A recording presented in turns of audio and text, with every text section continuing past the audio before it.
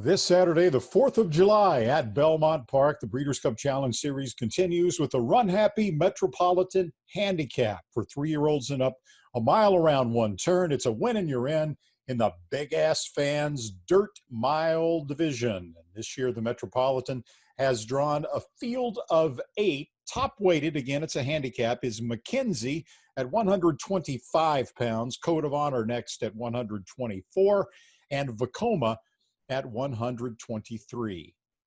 And thanks for joining us on another Breeders' Cup Challenge preview. He's Jerry Bailey. I'm Randy Moss. I would argue that especially with breeders right now who seem to be focused more on breeding milers than breeding long-distance horses, that as important as the Metropolitan Handicap has been over its long history, I don't think it's ever been as prestigious and as important as it is right now. Yeah, I don't know if I'm going to totally agree with that, because even when I was riding back in the day, as you like to say, I always thought it was important. And I always heard it was a breeder's dream to win this. Milers made the best stallions.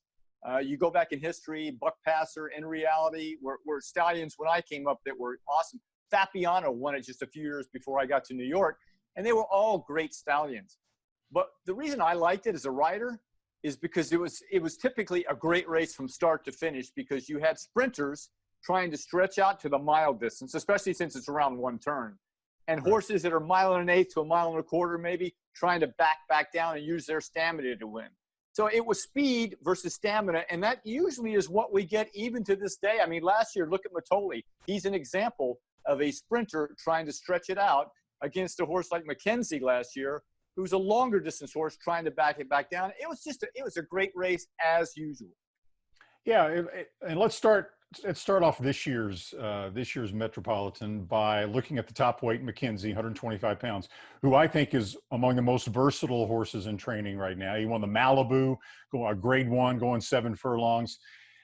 He ended last year with the second place finish, a good second to Vino Rosso in the Breeders' Cup Classic. Then they sent him to the Saudi Cup, which turned out to be an absolute disaster, a fiasco in the words of Bob Baffert. And at that point, Baffert decided he was going to point McKinzie again for the Metropolitan Handicap. He didn't know exactly when it was going to be. It hadn't been announced yet on the calendar, but he knew that was going to be the ultimate goal. When it came out that the Metropolitan would be on July the 4th, then Baffert decided he was going to get there by sprinting McKinzie in the Triple Bend, a 7-furlong grade 2 race at Santa Anita. Now that race took place on June the 7th, and the competition, it wasn't stellar. It probably wasn't grade 2 level competition, but McKinzie drew an outside post in the field of 5, which is what he seems to prefer. And at the top of the stretch, you see him running to the lead past a horse named Fashionably Fast in green silks on the inside. Now, Fashionably Fast was on a 6-race winning streak. 5 of those, though, against California-bred competition. He's a nice horse. He's a game horse. Is he a grade 1 level horse? No. And on the outside, you see Dark Vader in pink, rally to finish 3rd. He basically is at this point in his career, is a grade 3 level horse who was making his first start since July. So McKinzie won that race. Baffert described it, I think accurately, as a workmanlike performance. You wouldn't look at that race and it wouldn't scream, oh man, this horse is really on top of his game for a race like the Metropolitan. But Baffert said he thought it would move him forward tremendously for his next race. Now, last year, Jerry, McKinzie was coming into the Metropolitan off what was arguably, I thought, the best race of his career, a win in the Ali Sheba on Kentucky Derby weekend. He obliterated Tom's d'Etat. This year, he's coming into it a little bit differently. Yeah, so all right, let's get back to the Triple Bend. I agree with you totally. The competition he ran against, not that much. I think I looked at this. I don't think there was a graded stakes winner in the race. So let's put that in perspective. And he was post 5 of 5 horses. He had his perfect outside trip, which he likes. Now, let's get to last year's Met Mile.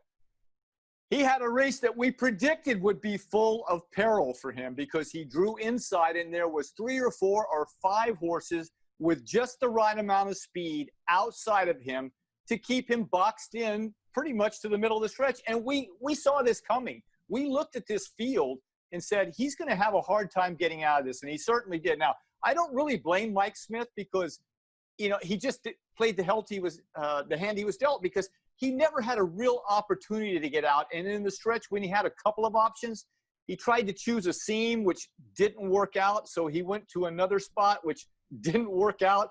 It never really worked out at all. As you can see, turning for home right here, he's coming up in behind horses, and he's looking for a spot. There just isn't one. And as a rider, I will tell you, you have about a fifth of a second to make a decision. Are you going to angle out and try and push somebody out, or are you going to stay inside and wait for something to open? It just never panned out for Mike. Now, having said all of that, he's not drawn all that great again this year. I think he's post 3, if I have my information correct. Vekoma on the inside will probably go, but he's got Mr. Freeze on the outside. He's got Warriors Charge on the outside. He's got Endorsed, who probably will sit back a little further this year. But he's got those 3 horses stacked up. So again, he's going to have to find a way to get a clear outside run, which you and I both know he likes the outside run if he can get it, while Vekoma's probably sprinting away, turning for home. So look, he's going to have traffic issues again this time, I think. Now, in the Triple Bend last time, he was reunited with Mike Smith. Smith had been taken off for the Breeders' Cup Classic and the Saudi Cup, replaced with Joel Rosario. Mike made a big deal about how great it was to be reunited once again with McKinzie. Smith is named on him for the Metropolitan Handicap. We don't know how much this COVID-19 flare-up again and the protocols that have been put back into place by Governor Cuomo in New York might impact Smith's availability to ride McKinzie. How important do you think it is that Smith has, for McKinzie, that Smith is back on it? Well, I mean, look, I don't think it's that necessary. Mike's a great rider, but given the right set of circumstances, any one of 5 or 10 guys could win on this horse, because everybody in the jocks room pretty much knows he likes the outside trip. I don't think it's necessary, but I know Mike knows him well. I mean, he knew him well last year, and he never got out. So I don't think it makes that big of a difference as long as you get a top rider. All right, let's move on to Code of Honor, who's the second high weight at 124 pounds, getting just 1 pound from McKinzie. At the end of his 3-year-old year last year for trainer Shug McGahee, he had a couple of really strong races, including a controversial DQ, and he just nipped Ultimate Breeders' Cup Classic winner Vino Rosso by a nose in the Jockey Club Gold Cup. He went on to Southern California for the Breeders' Cup Classic, took a lot of kickback, didn't handle it well at all, ran terribly, made his comeback race this year in the Westchester the first week of June at Belmont Park. Yeah, and in his typical one-move sweeping run around horses. Now, I think he got a little break in that race because Endorsed, who is back again in the Met Mile, made this like 4.5 furlong run on the inside. Now, he got a better trip while, Code of Honor was going 4 or 5 wide at least. But I think he's going to find it a little more difficult this time. Of course, there's better competition in the race. The field's a little bit deeper. I still think he's probably going to end up coming around. And the horse that he beat, Endorsed, I think gets a better trip and a more well-timed ride this time. But having said that was his first race, I think he improves. That's the way Shug trains. Each race gets him to the following race. And he's going to be rolling. He's one of those horses I was talking about earlier. A horse is probably 1.125 miles to 1.25 miles horse that backs back down, has enough speed to place himself by the time he gets to the far turn. And he brings the stamina. He's what makes these races exciting in the end. And then there's Vekoma, another versatile horse who was good enough to win the Bluegrass last year at 1 1/8 miles. And then last time out in the Carter, a Grade 1 sprint, he ran what was possibly the best race in his career. Now, he, at least numbers-wise it was, he got a 110 Beyer speed figure. He rolls up on American Anthem here at the top of the stretch. He was kept way out in the middle of the racetrack by Javier Castellano in that race, but he just cruises by American Anthem, just completely blows him away. Sloppy racetrack, okay. He caught the slop in the Kentucky Derby last year, though, and even though that was a totally different ball to wax, it's not like, he ran a huge race in the slop in the Kentucky Derby, so I don't know how much you can attribute this to a sloppy track. You really liked his race in the Sir Shackleton coming into the Carter, and he just literally blew up, I thought, in the Carter. Ran an unbelievable race. I don't think he's drawn well at all down inside. Warrior's Charge has been a confirmed front runner to his outside. You mentioned Mr. Freeze, who also typically shows some tactical speed. So it's almost like their hand is going to be forced with Vekoma being inside of those horses. And I'm not so sure he necessarily prefers that trip, but he's really sharp right now. Okay, so the track makes no difference at all. It could be fast, it could be sloppy. To me, that is of no concern for Vekoma. He's the fastest horse in the race early, I believe. I think, and we'll debate this probably, I think he's just faster than Warrior's Charge. And because he's drawn inside, as you say, he's got to pretty much go. But he's faster than Warrior's Charge anyway, I think. Unless they just want to make a quarter horse out of Warrior's Charge. Vekoma's going to be on the lead. Mr. Freeze is going to be laying second, I think. Then Warrior's Charge. I don't think Warrior's Charge can clear both those horses and have any chance of winning, if he does that. So Vekoma, Mr. Freeze, then Warrior's Charge.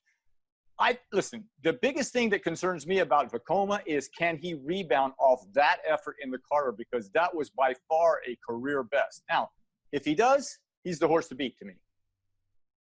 It's the Metropolitan Handicap, a win and you're in the Big Ass Fans Dirt Mile Division. And in conjunction with the Breeders' Cup, NBC Sports will be televising the Metropolitan on Saturday.